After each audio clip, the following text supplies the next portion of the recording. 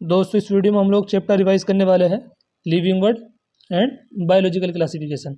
दोनों चैप्टर से कुल मिला के आपके एग्जाम में हर बार 4 से 5 क्वेश्चन पूछे जाते हैं। वीडियो काफ़ी इंपॉर्टेंट होने वाला है। नोट्स आपको टेलीग्राम पे मिल जाएंगे, टेलीग्राम का लिंक मिल जाएगा आपको डिस्क्रिप्शन में। वीडियो को स्टार्ट करते हैं और पहले चैप्टर रिवाइज करते हैं लिविंग वर्ड। सबसे पहले हम देखते हैं defining and non defining feature को। जो डिफाइनिंग फीचर है ये ऐसे फीचर होते हैं जो प्रेजेंट होते हैं सिर्फ लिविंग ऑर्गेनिज्म में।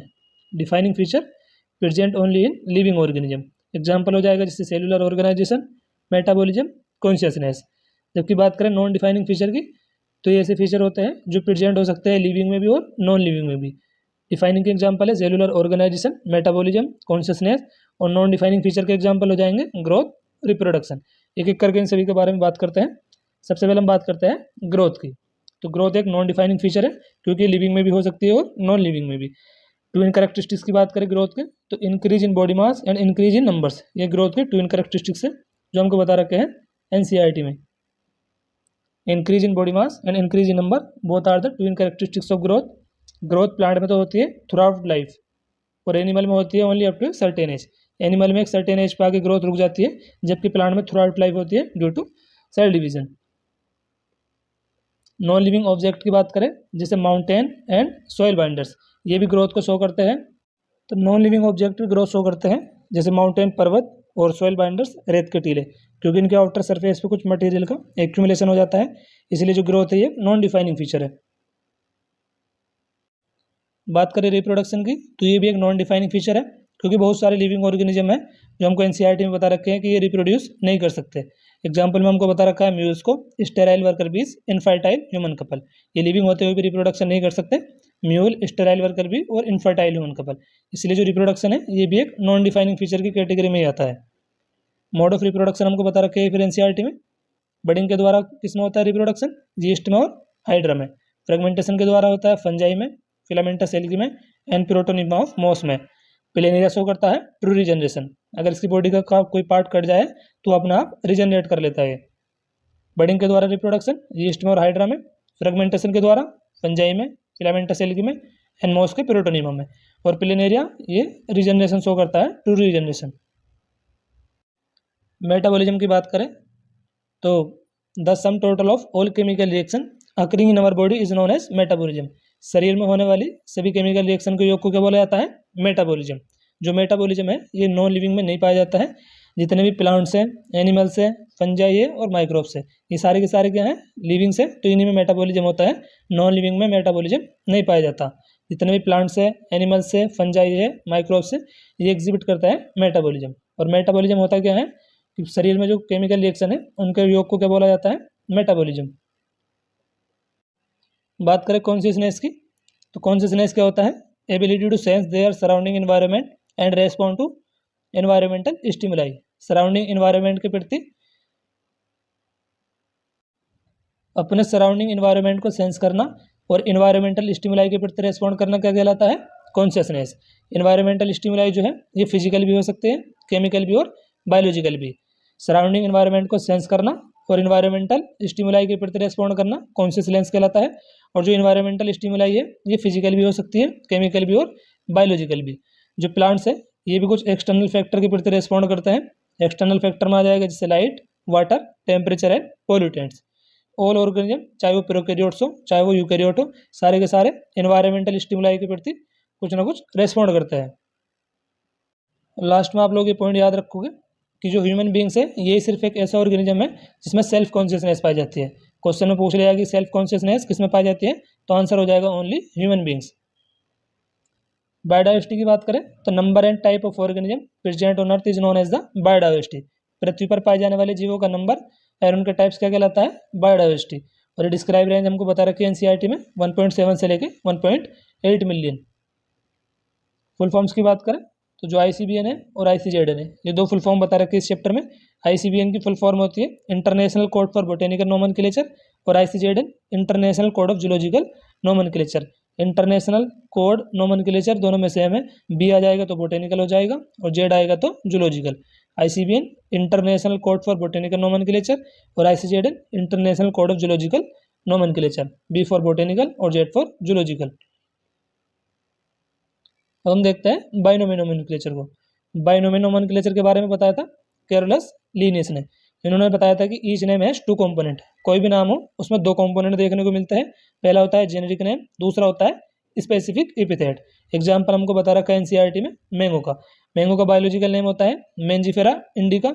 जो मेंजिफेरा है ये जेनेरिक नेम है यहाँ पे, और जो इंडिका है ये क्या है, स्पेसिफिक एपिथेट। बाइनोमियल नोमेनक्लेचर के बारे में कौन से साइंटिस्ट ने बताया था? कैरोलस लीनियस ने। इन्होंने बताया था कि कोई भी नाम हो उसमें दो कंपोनेंट देखने को मिलेंगे, एक होगा जेनेरिक नेम, दूसरा होगा स्पेसिफिक एपिथेट।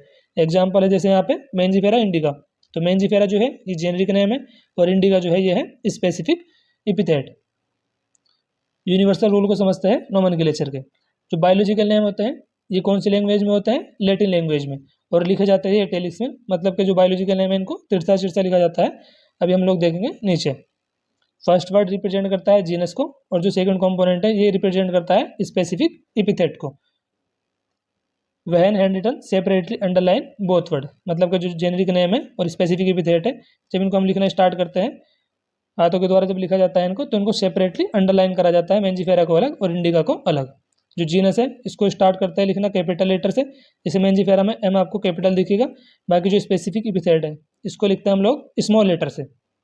मेंजिफेरा जीनस को स्टार्ट करते हैं कैपिटल लेटर से लिखना, जैसे मेंजिफेरा है तो एम कैपिटल होगा, बाकी सारे जो लेटर होंगे मेंजिफेरा ये सारे के सारे आगे के स्मॉल लेटर होंगे। सिर्फ इसको स्टार्ट करेंगे लिखना कैपिटल लेटर से, एम कैपिटल होगा जेनेरिक नेम में।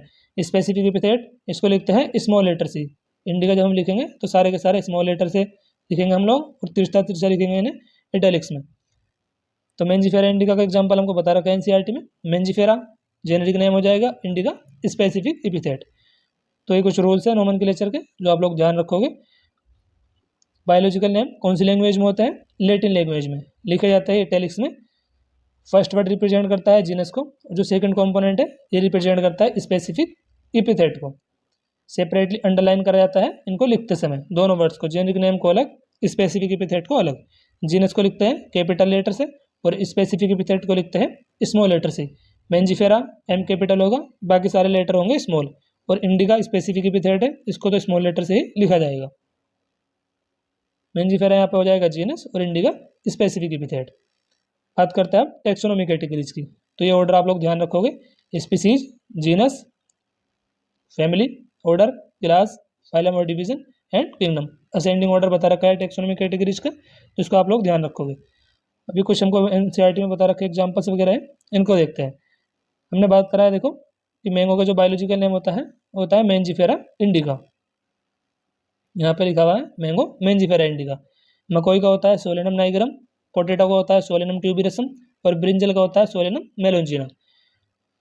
स्पीसीज की बात करें तो जो नाइगरम है, ट्यूबिरोसम है, मेलोंजिना है, ये कौन से जीनस को बिलोंग करती है? सारे के सारे जीनस सोलेनम को।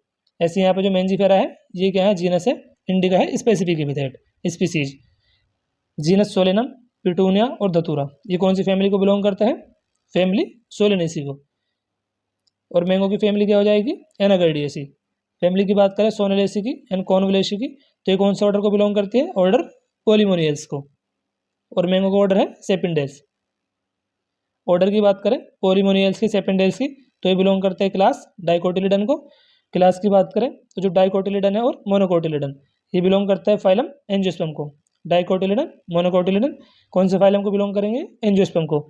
बात करें एंजियोस्पर्म की, जिम्नोस्पर्म की, तो ये बिलोंग करते हैं किंगडम प्लांटी को। स्पीसीज की बात करें तो जो नाइग्रम है, ट्यूबिरोसम है और मेलोंजिना, ये सारे के सारे कौन से जीनस को बिलोंग करते हैं? सोलेनम को। ऐसी मेंजिफेरा इंडिका, मैंगो का बायोलॉजिकल नेम है मेंजिफेरा, यहाँ पे जीनस। और मैंगो की फैमिली है एनाकार्डियेसी, ऑर्डर है सेपिंडेल्स। जीनस की बात करें तो सोलेनम है, पिटूनिया है, धतूरा, ये कौन सी फैमिली को बिलोंग करते हैं? तीनों के तीनों फैमिली सोलेनेसी को। और सोनेलेसी और कॉर्नवलेसी ये बिलोंग करते हैं ऑर्डर पोलिमोनियल्स को। और मैंगो का ऑर्डर है सेपिंडेल्स। पोलिमोनियल्स और सेपिंडेल्स ये कौन सी क्लास में आएंगे? डाइकोटिलिडन में। डाइकोट और मोनोकोट फाइलम एंजियोस्पर्म में। एंजियोस्पर्म, जिम्नोस्पर्म ये बिलोंग करते हैं किंगडम प्लांटी को। ऐसी बात करते हैं हम एनिमल्स के बारे में। यहाँ पे लायन का जूलॉजिकल नेम होता है पैंथेरा लियो, टाइगर का होता है पैंथेरा टिग्रिस, और लेपर्ड का होता है पैंथेरा पार्डस। तो जो लियो है, टिग्रिस है और पार्डस है, ये तीनों के तीनों कौन से जीनस को बिलोंग करते हैं? जीनस पैंथेरा को। कैट का जीनस होता है फेलिस, डॉग का होता है कैनिस। तो जीनस पैंथेरा और फेलिस ये बिलोंग करते हैं फैमिली फेलिडी को, और जो डॉग है जीनस का कैनिस फैमिली है कैनिडी, और फैमिली फेलिडी कैनिडी ये कौन से ऑर्डर को बिलोंग करती है? ऑर्डर कार्निवोरा को। फेलिडी कैनिडी कौन सी ऑर्डर को बिलोंग करते हैं? कार्निवोरा को। जितने भी कार्निवोर्स होते हैं और प्राइमेट्स होते हैं ये बिलोंग करते हैं क्लास मेमेलिया को। जितने भी मेमेलिया है, फिशिस है, एम्फीबियंस है, रेप्टाइल्स है, बर्ड्स है, ये सारे के सारे कौन से फाइलम में आते हैं? कोर्डेटा फाइलम में। जितने भी कोर्डेट्स है, नॉन कोर्डेट्स है, ये बिलोंग करते हैं किंगडम एनिमेलिया को। Leo, tigris, pardus. Panthera leo lion हो जाएगा, पैंथेरा टिग्रिस टाइगर, और Panthera pardus leopard. Leo, tigris, pardus ये जीनस पैंथेरा को बिलोंग करते हैं। जीनस पैंथेरा और फेलिस फैमिली फेलिडी को। डॉग का जीनस है कैनिस, फैमिली है Canidae. Family Felidae Canidae order Carnivora को बिलोंग करेंगे। जितने भी कार्निवोर्स हैं और प्राइमेट्स हैं ये आ जाएंगे क्लास मेमेलिया में। Mammalia, fishes, amphibia, reptilia and birds ये सारे के सारे आ जाएंगे कोर्डेटा फाइलम्स में। फाइलम कोर्डेटा और जो नॉन कोर्डेट्स हैं ये सारे के सारे आ जाएंगे किंगडम एनिमेलिया में। लास्ट में टेबल हमको बता रखी है एनसीईआरटी में, organism with their taxonomic categories. इससे बहुत बार क्वेश्चन पूछे गए आपके एग्जाम में। नीट 2021 में भी क्वेश्चन पूछा गया है और 2016 में भी यहाँ से क्वेश्चन आया गया है इसी टेबल से। उस टेबल को देखते हैं। यहाँ पे बता रखा है देखो हमको एनसीईआरटी में कॉमन नेम को, उसके बाद है बायोलॉजिकल नेम, उसके बाद बता रखा है टैक्सोनॉमिक कैटेगरीज को। सबसे पहले हम बात करते हैं मैन की। मैन का बायोलॉजिकल नेम होता है होमोसेपियंस, जीनस है होमो और सेपियंस है यहाँ पे स्पीसीज, फैमिली है होमिनिडी, ऑर्डर है प्राइमेटा, क्लास है मेमेलिया एंड फाइलम हो जाएगा कोर्डेटा। मैन कौन से फाइलम को बिलोंग करते हैं? कोर्डेटा को, क्लास मेमेलिया को, ऑर्डर प्राइमेटा को, फैमिली होमिनिडी को, जीनस होमो है और सेपियंस है स्पीसीज। हाउस फ्लाई की बात करें तो हाउस फ्लाई का बायोलॉजिकल नेम होता है मस्का डोमेस्टिका, जीनस है यहाँ पे मस्का और डोमेस्टिका है स्पीसीज, फैमिली है मस्किडी और हाउस फ्लाई का ऑर्डर है डिप्टेरा, क्लास है इंसेक्टा और फाइलम है आर्थ्रोपोडा। हाउस फ्लाई बिलोंग करती है फाइलम आर्थ्रोपोडा को, क्लास इंसेक्टा को, ऑर्डर डिप्टेरा को, फैमिली मस्किडी को और जीनस मस्का और डोमेस्टिका स्पीसीज है। बात करते हैं मैंगो की। तो मैंगो का बायोलॉजिकल नेम है मेंजीफेरा इंडिका, जीनस है मेंजीफेरा, फैमिली है एनाकार्डियेसी, ऑर्डर है सेपिंडेल्स, क्लास है डाइकोटिलिडन एंड फाइलम हो जाएगा यहाँ पे डिवीजन एंजियोस्पर्म। और लास्ट में वीट। वीट का बायोलॉजिकल नेम होता है ट्रिटिकम एस्टाइवम, जीनस है यहाँ पे ट्रिटिकम, एस्टाइवम है स्पीसीज, फैमिली है वीट की पोएसी, ऑर्डर है पोएल्स, क्लास है यहाँ पे मोनोकोटिलिडन और डिवीजन हो जाएगा एंजियोस्पर्म। जो फाइलम है ये एनिमल के क्लासिफिकेशन के लिए यूज होता है फाइलम वर्ड, और डिवीजन प्लांट के क्लासिफिकेशन के लिए। अब हम लोग रिवाइज करते हैं चैप्टर बायोलॉजिकल क्लासिफिकेशन को। सबसे पहले हम बात करते हैं क्लासिफिकेशन की। तो 2 किंगडम क्लासिफिकेशन के बारे में बताया था केयरलेस लिनियस ने, 3 किंगडम के बारे में बताया था अर्नस्ट हैकेल ने, 4 किंगडम के बारे में बताया कोपलैंड ने, 5 किंगडम क्लासिफिकेशन के बारे में बताया था आर.एच. व्हिटेकर ने और 6 किंगडम के बारे में बताया था कार्ल वुज ने। 2 किंगडम केयरलेस लिनियस, 3 किंगडम पूछा जाएगा तो आंसर हो जाएगा हैकेल, 4 किंगडम कोपलैंड, 5 किंगडम पूछा गया तो आंसर हो जाएगा आर.एच. व्हिटेकर और 6 किंगडम क्लासिफिकेशन के बारे में बताया था कार्ल वुज ने। 5 किंगडम क्लासिफिकेशन के बारे में बताया था आर.एच. व्हिटेकर ने 1969 में। 5 किंगडम थे मोनेरा, 5 किंगडम थे Monera, Protista, fungi, Plantae, animalia. 5 kingdom classification के बारे में बताया था 1969 में आर.एच. व्हिटेकर ने। और 5 किंगडम कौन कौन से थे? तो ये थे Monera, Protista, fungi, Plantae and animalia. Earliest classification की बात करें तो अर्लीस्ट क्लासिफिकेशन के बारे में कौन से साइंटिस्ट ने बताया था? एरिस्टोटल ने। इन्होंने प्लांट को क्लासीफाई किया था 3 ग्रुप्स में और एनिमल को 2 ग्रुप्स में। प्लांट को क्लासीफाई किया इन्होंने on the basis of morphological character, trees में, सिरप्स में एंड हब्स में। ऐसे इन्होंने एनिमल को क्लासीफाई किया on the basis of red blood 2 groups में, इनेमा में और अनेमा में। जिन एनिमल में रेड ब्लड प्रेजेंट था उनको बोला इन्होंने इनेमा और जिनमें एब्सेंट था उसको बोला अनेमा। अरिस्टोटल ने बताया था अर्लीस्ट क्लासिफिकेशन के बारे में। इन्होंने प्लांट को क्लासीफाई किया 3 ग्रुप्स में on the basis of morphological character. 3 groups कौन कौन से थे? Trees, syrups and herbs. ऐसे एनिमल को क्लासीफाई किया 2 ग्रुप्स में on the basis of red blood, जिनमें रेड ब्लड प्रेजेंट था उनको क्लासीफाई किया इन्होंने इनेमा में और जिनमें एब्सेंट था उनको अनेमा में।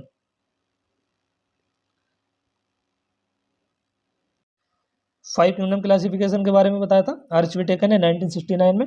और 5 किंगडम क्लासिफिकेशन के कुछ क्राइटेरिया थे। क्राइटेरिया थे reproduction, cell structure, phylogenetic relationship, mode of nutrition, thallus organisation. तो क्राइटेरिया थे 5 किंगडम क्लासिफिकेशन के, reproduction, cell structure, phylogenetic relationship, mode of nutrition and thallus organisation. अब हम लोग बात करते हैं इस टेबल की, जहाँ पर हमको बता रखा है करेक्टरिस्टिक्स ऑफ 5 किंगडम को। यहाँ पर हमको बता रखा है करेक्टर, और उसके बाद हमको बता रखा है 5 kingdom, Monera, Protista, Fungi, Plantae, Animalia को। सेल के टाइप की बात करें तो मोनेरा में है प्रोकैरियोटिक, बाकी जो 4 किंगडम है प्रोटिस्टा, फंजाई, प्लांटी और एनिमेलिया, सभी में सेल का टाइप कैसा है, यूकैरियोटिक, और मोनेरा में है प्रोकैरियोटिक। सेल वॉल की बात करें, मोनेरा में है नॉन सेलुलोजिक, पॉलीसेकेराइड और अमीनो एसिड की बनी हुई। यहाँ पे कुछ में प्रेजेंट होती है, प्रोटिस्टा में कुछ में एब्सेंट होती है। आगे हम बात करेंगे जब हम प्रोटिस्टा को देखेंगे। फंजाई काइटिन की बनी है सेल वॉल यहाँ पे, और यहाँ पे प्लांटी में सेलुलोज की, और यहाँ पे होती है एनिमेलिया में ये एब्सेंट। न्यूक्लियर मेम्ब्रेन यहाँ पे एब्सेंट है, बाकी सभी में प्रेजेंट है, प्रोटिस्टा में भी, फंजाई में भी, प्लांटी में भी और एनिमेलिया में भी। बॉडी ऑर्गेनाइजेशन की बात करें तो यहाँ पे है सेलुलर, यहाँ पे सेलुलर है, यूनिसेलुलर प्रोकैरियोट, यूनिसेलुलर यूकैरियोट। यहाँ पे कैसा है बॉडी ऑर्गेनाइजेशन, मल्टी सेलुलर और लूज टिश्यू टाइप्स का। प्लांटी में है टिश्यू या ऑर्गन टाइप का, और एनिमेलिया में तो टिश्यू भी पाए जाते हैं, ऑर्गन्स भी, ऑर्गन सिस्टम्स भी। मोड ऑफ न्यूट्रिशन की बात करें तो यहाँ पे मोनेरा में ऑटोट्रोपिक और हिटरोट्रोपिक दोनों टाइप का मोड ऑफ न्यूट्रिशन है। ऑटोट्रोपिक में आ जाएगा कीमोसिंथेटिक, फोटोसिंथेटिक, हिटरोट्रोपिक में आ जाएगा सेप्रोफिटिक और पैरासिटिक टाइप्स का। प्रोटिस्टा में है सिर्फ ऑटोट्रोपिक, और हिटरोट्रोपिक भी है यहाँ पे, और यहाँ पे है हिटरोट्रोपिक, सेप्रोफिटिक और पैरासिटिक टाइप का मोड ऑफ न्यूट्रिशन। और यहाँ पे आ जाएगा प्लांटी में सिर्फ ऑटोट्रोपिक टाइप का, और यहाँ पे आ जाएगा हिटरोट्रोपिक, होलोजोइक और saprophytic types mode of nutrition. अब हम लोग बात करते हैं किंगडम मोनेरा की। तो किंगडम मोनेरा के जो सोल मेंबर्स है वो है bacteria. Bacteria most abundant micro organism है जो ऑलमोस्ट सभी जगह पर पाए जाते हैं। मेजोरिटी ऑफ बैक्टीरिया कैसे होते हैं, हिटरोट्रॉप्स, और कुछ एक्सट्रीम हैबिटेट में पाए जा सकते हैं, जैसे हॉट स्प्रिंग में, डिजर्ट्स में, स्नो में और डीप ओशन में। किंगडम मोनेरा के सोल मेंबर्स है बैक्टीरिया, जो मोस्ट अबंडेंट ऑर्गेनिज्म है, और ये लगभग सभी जगह पे पाए जाते हैं। मेजोरिटी बैक्टीरिया कैसे होते हैं, हिटरोट्रॉप्स, और कुछ एक्सट्रीम हैबिटेट में भी रह सकते हैं, जैसे हॉट स्प्रिंग में, डिजर्ट में, स्नो में और डीप ओशंस में। बेस्ड ऑन शेप 4 कैटेगरीज बता रखी है बैक्टीरिया के में एनसीईआरटी में। शेप के आधार पर बैक्टीरिया को बांटा गया है 4 कैटेगरीज में, कोकस, बेसिलस, विब्रियम और स्पाइरम में। जो कोकस बैक्टीरिया है ये होते हैं स्फेरिकल शेप में, बेसिलस होते हैं रोड शेप के, विब्रियम होते हैं कोमा शेप के, स्पाइरलम कैसे होता है स्पाइरल शेप के। ये हमको एनसीईआरटी में दिखा रखा है बैक्टीरिया के शेप्स को। यहाँ पे दिखा रखा है cocci spherical, bacillus rod shape के होते हैं, कोमा शेप के होते हैं विब्रियो, और स्पाइरल कैसे होता है स्पाइरल शेप के। Bacteria of different shapes. अब हम लोग बात करते हैं सम कॉमन बैक्टीरियल डिजीज़ की। बैक्टीरिया के द्वारा होने वाली कुछ डिजीज़ है, जैसे टाइफाइड्स है, टिटेनस है, कोलेरा है और सिट्रस कैंकर है। जो टाइफाइड है, टाइफाइड कोज करने वाला बैक्टीरिया है साल्मोनेला टाइफी। टिटेनस कोज करने वाला बैक्टीरिया है क्लोस्ट्राइडियम टिटेनी। कोलेरा कोज करने वाला है Vibrio cholerae, and citrus canker cause करने वाला है ज़ैंथोमोनास सिट्राई। न्यूट्रिशन की बात करें बैक्टीरिया में तो 2 टाइप्स का हो सकता है, autotrophic and heterotrophic. Majority of bacteria कैसे होता है, हिटरोट्रोप्स, जो डिपेंड होता है डेड ऑर्गेनिक मैटर पे फूड के लिए, depend upon dead organic matter. Autotrophic कुछ बैक्टीरिया होते हैं जो सिंथेसाइज करता है अपना फूड इनऑर्गेनिक सब्सटेंसेस से। आर की बैक्टीरिया की बात करें तो ये ऐसे बैक्टीरिया है जो कहाँ पे पाया जाता है, कुछ हर्ष हैबिटेट में, due to different cell wall structure. जो आर की बैक्टीरिया है इनकी जो सेल वॉल है वो अन्य बैक्टीरिया से डिफरेंट होती है, इसलिए कुछ हर्ष हैबिटेट में भी पाए जा सकते हैं।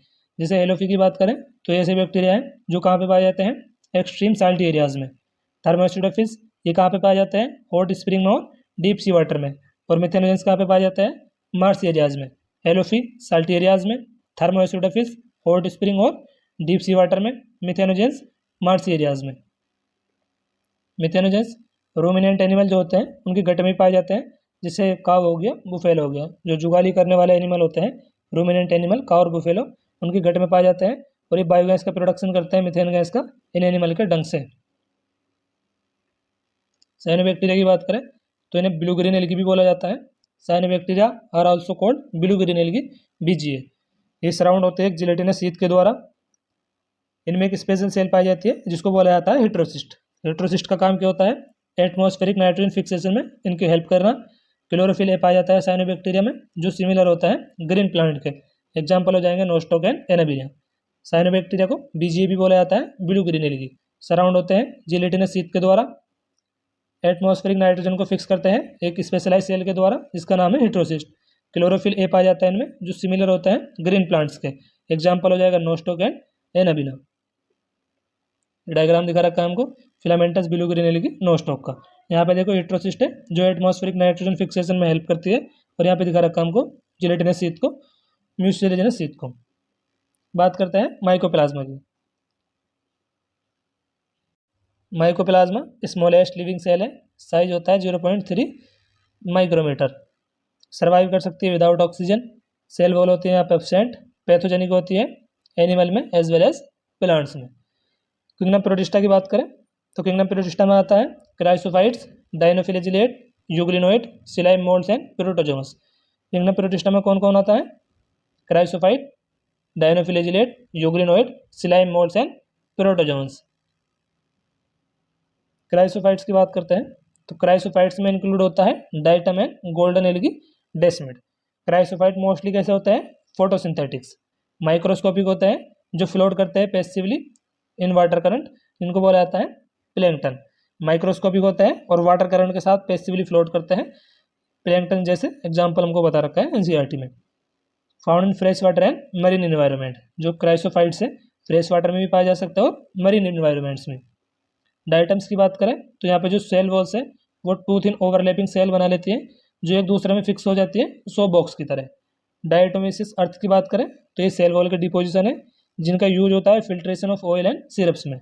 ऑयल के और सिरप के फिल्ट्रेशन में यूज होता है डायटोमिसिस अर्थ का।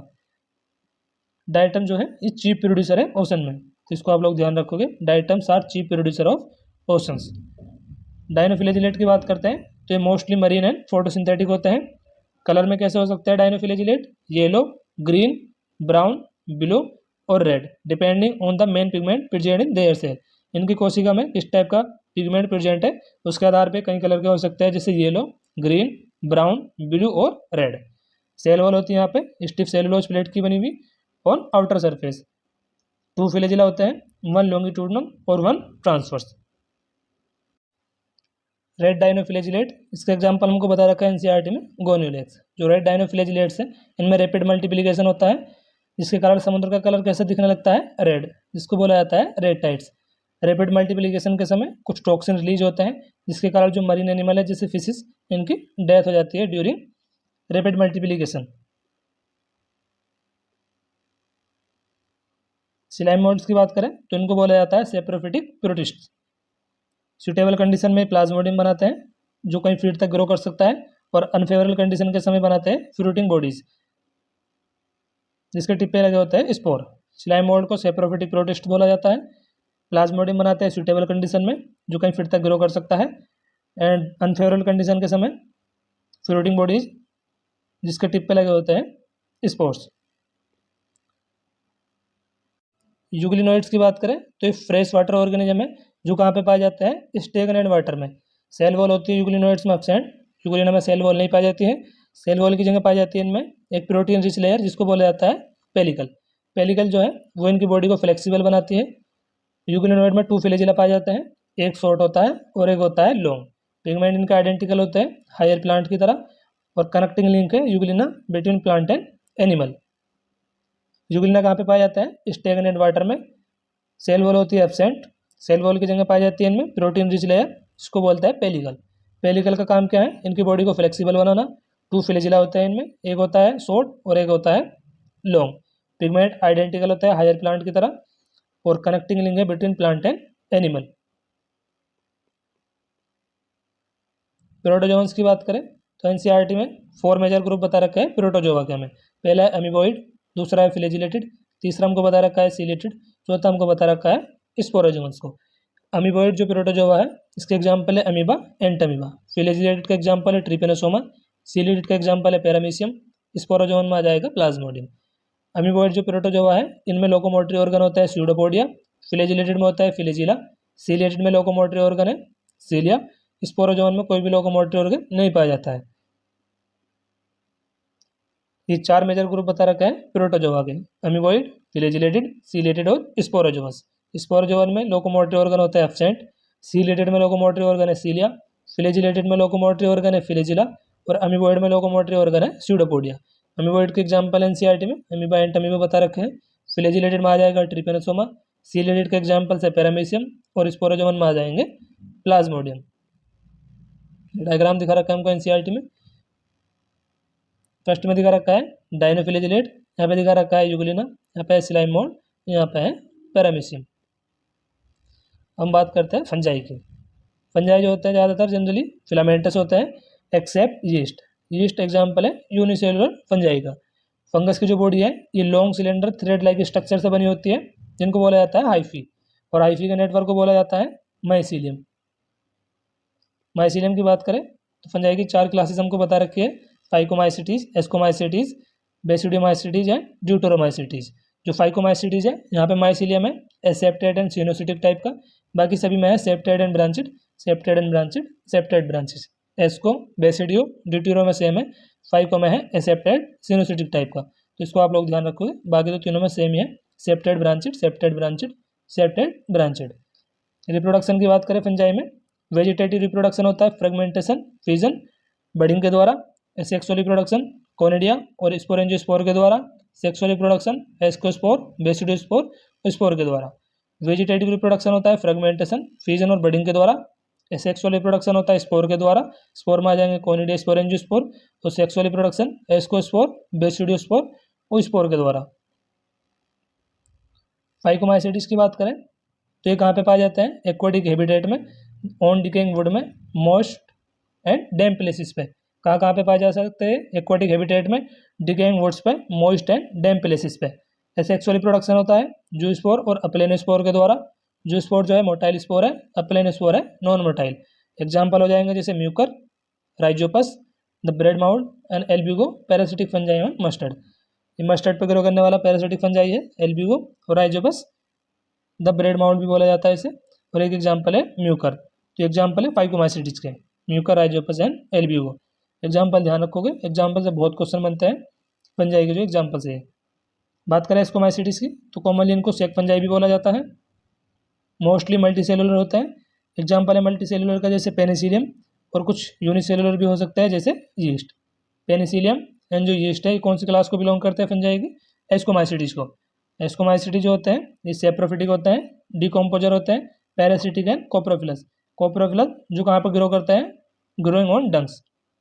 स्पोर एसेक्सुअल है कोनिडिया जो प्रोड्यूस होते हैं एक्सोजिनसली, और सेक्सुअल स्पोर है एस्कोस्पोर जो प्रोड्यूस होते हैं endogenously. Conidia exogenously, ascospore endogenously. Aspergillus की बात, एस्परजिलस, क्लेविसेप्स, न्यूरोस्पोरा, ये एग्जाम्पल्स हो जाएंगे इसके एस्कोमाइसिटीज के। एग्जाम्पल कितने आपको ध्यान रखना है एस्कोमाइसिटीज के, Penicillium 1, yeast 2, Aspergillus, Claviceps and Neurospora, 3 ही हो जाएंगे, 2 ऊपर है, तो टोटल 5 एग्जाम्पल बता रखे हैं एनसीईआरटी में। न्यूस्पोरा का यूज होता है बायोकेमिकल एंड जेनेटिक वर्क में। बेसिडियोमाइसिटीज, बेसिडियोमाइसिटीज को ब्रैकेट फंजाई पबबॉल भी बोला जाता है।